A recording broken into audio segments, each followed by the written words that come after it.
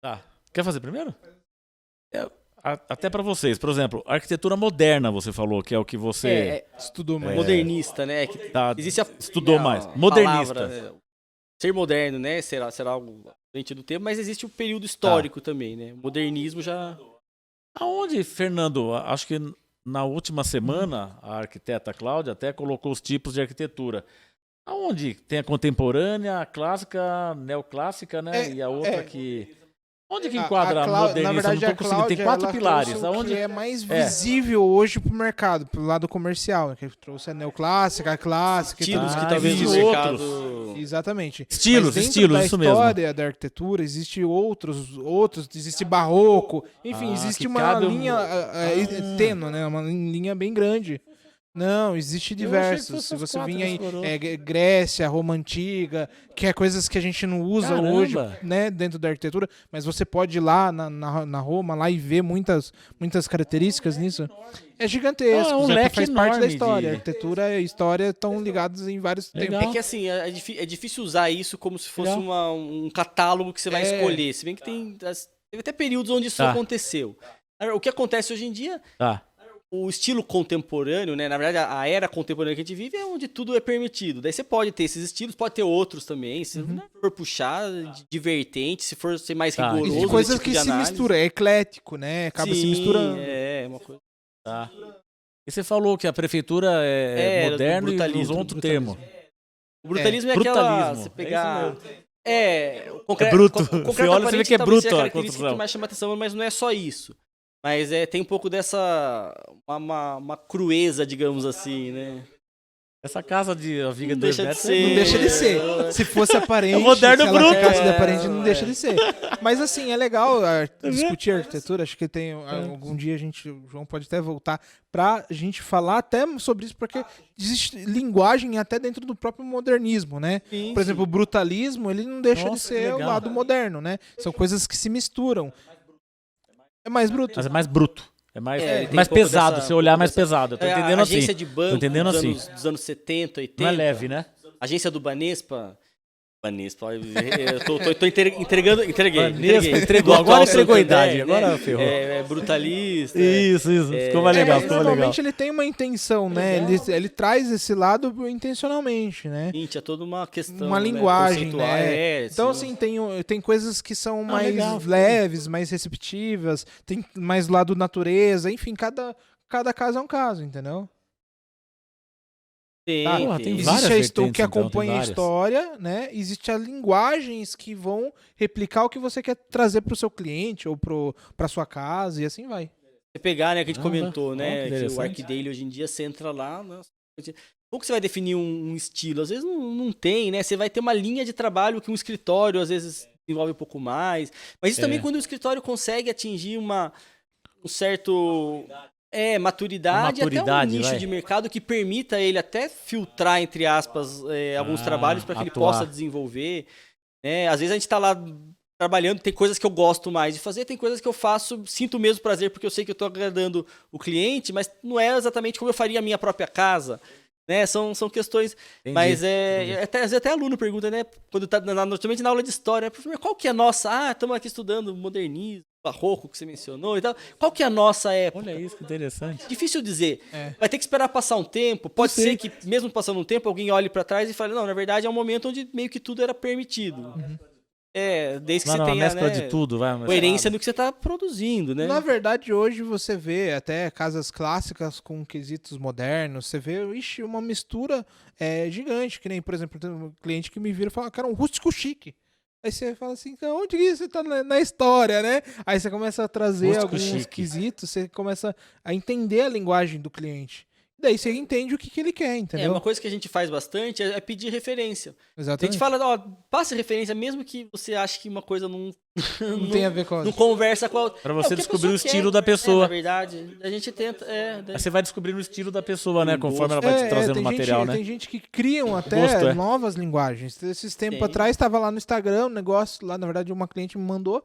Falou, você já viu falar sobre isso? Eu falei, nossa, nunca vi. Eu fiquei até envergonhado na hora que ela mandou. Caramba. Aí eu fui procurar, né? Eu falei assim, caramba, nossa, é uma coisa meio tech, assim, sabe? Meio tecnológica, misturado com outra coisa meio Strong instagramável, assim, uma coisa do Instagram, Pinterest, sabe? Meu Deus. Aí ela me mandou e daí tinha uma linguagem pra isso. Eu falei, não sabia que tinha uma linguagem pra isso.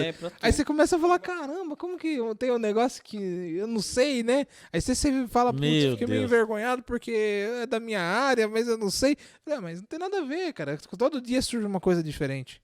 Dentro do que a gente pode chamar, do que alguém chamaria de moderno, né? Você vai ter um estilo mais minimalista, algum estilo mais high-tech, uma coisa mais brutalista. Vai do quão específico você está sendo nessa explicação, né? Mesmo um estilo clássico, a rigor, o que é o clássico mesmo? É difícil dizer que uma coisa é clássica, né? O clássico ficou lá na Grécia Antiga, né? O Renascimento já era um período que estava resgatando um período antigo, né? Já era um revivalismo, vamos chamar assim, uma releitura, né? Então, às vezes a pessoa tem estilos regionais, né? Pegar um estilo toscano, estilo provençal, né? Aí você consegue ser um pouquinho mais preciso. Por exemplo, dentro o seu caso lá que você me perguntou, pende por esse lado toscano, entendeu? Se você pesquisar em arquitetura que tem essa cultura toscana, você vai ver que é muito ligado ao que você está lá executando. Eu tô construindo uma casa e aí eu perguntei. Porque baseado nos estilos. Eu falei, que estilo que é? De explicar eu não sei que estilo que é. Não é só isso que existe. Toscano. Então tem várias linguagens que você acaba se... E outra, tem muita cultura, né? Muita cultura. Da Itália, né? Sim, sim. Não, é muito legal estudar, né? A gente vê não só a história, né? As produções contemporâneas. É impressionante.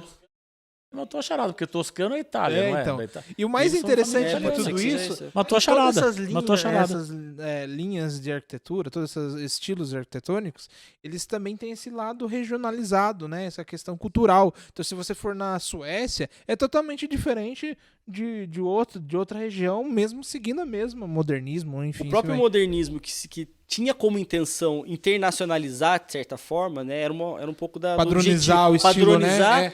Eles não foram 100% né, felizes nesse objetivo, porque inevitavelmente o lugar, né, aquela região se apropria daquela forma. O modernismo brasileiro é modernismo brasileiro, né? Foi inclusive a era de ouro da arquitetura. E é engraçado que se você for a São Paulo, ele tem um padrão. Se você vai lá para Porto Alegre, ele tem uma outra vivência já, até vilarejos, enfim. Você tem uma cultura aí. E o Brasil tem muito disso. É lindo, hein? Né? As pessoas trazem a cultura e com elas trazem as construções, o modo de pensar também. Sim. A arquitetura vernacular, né, sempre está fornecendo, né, sempre fornece recursos, né, elementos que você pode trabalhar também. Tem gente, daí é uma vertente que você pode trabalhar, uma coisa mais de técnicas, a taipa voltando, né, a taipa voltando a ser tá no leque de possibilidades. É tão interessante que às vezes se mistura a linguagem com o estilo, com a vontade, com a sustentabilidade, com várias coisas, né? Sim, exatamente. Então, por exemplo, sustentabilidade não é bem um estilo. Não é um estilo, mas às vezes pode direcionar para uma linguagem. Mas pode ser, sei lá, virou bioconstrução ou, né, bioarquitetura, talvez vire um estilo de vida, né? Já é uma outra coisa, uma outra questão. Então, às vezes, acaba ficando complicado nesse contexto. Por isso que a gente, que nem ele falou, o cliente tem que trazer algumas referências, porque com palavras, às vezes, ele não consegue explicar exatamente o que ele... Que nem esses dias... Nem ele sabe a linguagem dele, Fernando. O cliente Nem mandou, ele sabe. eu vi em algum lugar e tal, um americano, que a janela é grande e que tem uma área de estudo na frente da janela. Aí eu falei assim, eu vejo muito em bistrô, né, que usam essas bancadas como assento ou como uma área de estudo, uma mesa e tal. E daí ela começou a mostrar a referência. Você começa a ver, putz, ela falou americano, mas pode ser muito bem uma outra cultura ali, sei lá, europeia, né, que você vê muito em filme europeu, a pessoa... cafezinho, cafeteria, bistrô, ela entra, tem tudo fachadas iluminadas, a cara... não tem como você falar, essa cultura hoje em dia, né, esse projeto, ele é de um país. É muito difícil. É bem...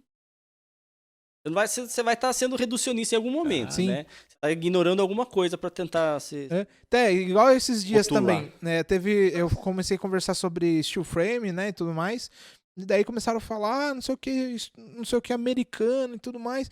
Aí o dono da empresa lá falou, não, mas não é bem assim. Ó. Se você for ver, China, Europa, eles até produzem muito mais o steel frame do que o próprio americano. O americano ele tá muito mais pro wood frame, né? E assim vai, ele começou a dar uma justificativa e falou assim, na real, é que não nasceu aqui nem ali. A gente nem sabe onde nasceu mais as coisas. São técnicas, né, milenares, né, o negócio. Sim, vai passando mesmo. Tem muitas histórias assim que você começa... E essa questão da linguagem, né, a gente tá falando aqui mencionando, né, qual é o gosto do cliente, do proprietário, né? Mas e quando você projeta algo que não é para um cliente específico? Né, às vezes você vai fazer uma escola, um restaurante... Para as pessoas. O que fazer, né? O que fazer, por mais que alguém tenha te contratado, né? Você tem que pensar numa questão mais geral. Daí você começa a pensar qual que será a linguagem adequada num contexto urbano, né? Imaginando que isso faz parte de um sistema cultural mais amplo. Aí a coisa como que as pessoas complexa. Da região vão vivenciar aquilo ali?